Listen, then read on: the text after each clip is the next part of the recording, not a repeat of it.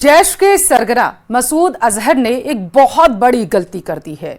अजहर ने एक poster release किया जिसके बाद जैश आतंकियों को डर है कि अगली सर्जिकल स्ट्राइक मसूद अजहर के हेडक्वार्टर बहावलपुर में ना हो जाए। यही वजह है कि मसूद अजहर अब अपने काठमांडू प्लान को लेकर बहुत ज्यादा घबराया हुआ है। Good evening, this is your captain speaking. Delhi तक का सफर हम 1 घंटा और 55 मिनट में पूरा करेंगे। इंडियन एयरलाइंस का प्लेन हाईजैक।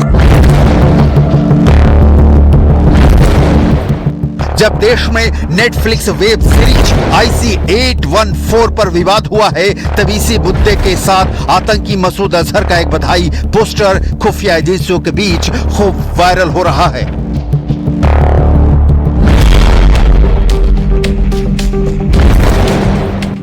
दहशत फैलाने वाला दिमाग एक और बड़ा आतंकी हमला अंजाम देना चाहता है।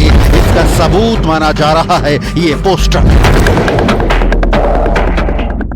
1999 में हाईजैक हुआ था IC-814 और अब 2024 में मसूद अजहर एक बार फिर एक्टिव हो चुका है।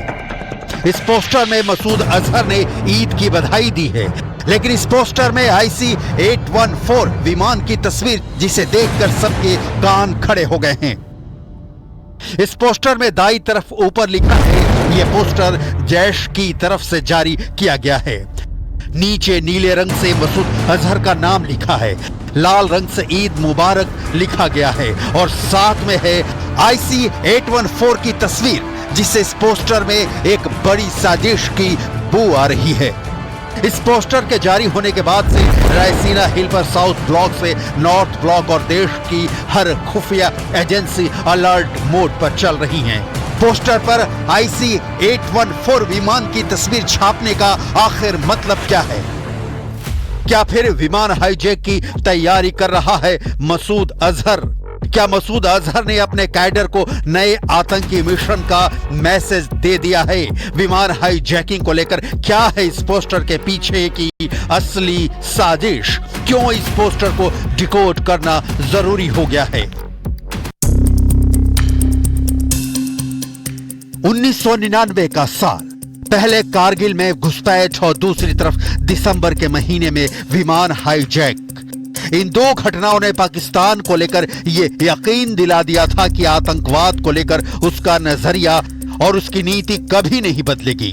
1999 की इन दो घटनाओं ने पाकिस्तान को हमेशा के लिए भारत के भरोसे वाले अकाउंट के अंदर ब्लैक लिस्ट कर दिया गया था। इस पोस्टर के जरिए ही सही 25 सालों की चुप्पी के बाद IC-814 पर आतंकी मसूद अजहर ने अपनी चुप्पी तोड़ी है।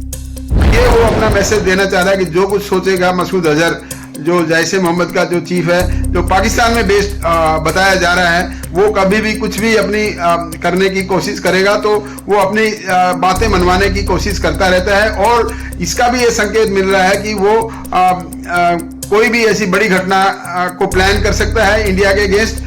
और ये बताना चाह रहा है कि जैश मोहम्मद जैसी उग्रवादी संगठन है, उसके अंदर कैपेसिटी है इंडिया को डिस्टर्ब करने के लिए, इंडिया की शांति भंग करने के लिए, इंडिया में उग्रवादी कोई भी घटना करने के लिए।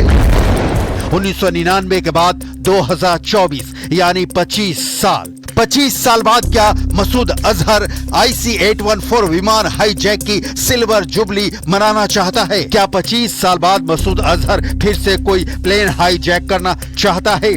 विमान अपहरण की 25 साल वाली खुशी दिखाकर क्या मसूद अजहर अपने पोस्टर के जरिए से एक बार फिर हाईजैक का ऑर्डर दे चुका है?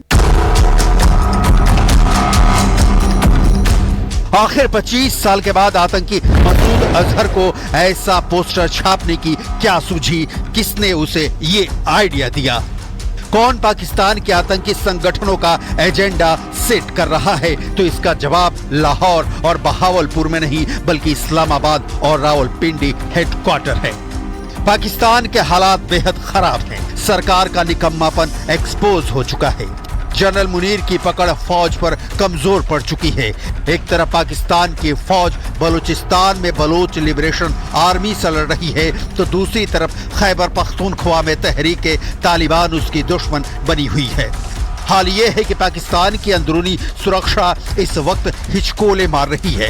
यही वजह है कि पाकिस्तान के आतंकी संगठनों से कहा गया है कि वो फौज की तमाम नाकामियों पर किसी भी तरह पर्दा डालें, लोगों का ध्यान किसी भी तरह दूसरी दिशा में ले जाएं।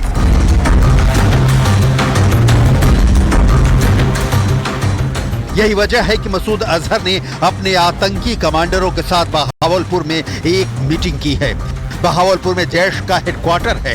यहाँ हुई मीटिंग में भारत के खिलाफ नए आतंकी मिशन की प्लानिंग हुई है। इसी मीटिंग को लेकर कहा जा रहा है कि मसूद अब विमान हाईजैकिंग प्लान कर रहा है। इस मीटिंग में मसूद अजहर ने अपने नए टारगेट को लेकर बाकी जैश कमांडरों से राय ली है। इस मीटिंग में मसूद अजहर ने बताया है कि वो किस तरह से भारत में आतंकवाद फैलाना चाहता है। डीग जिले से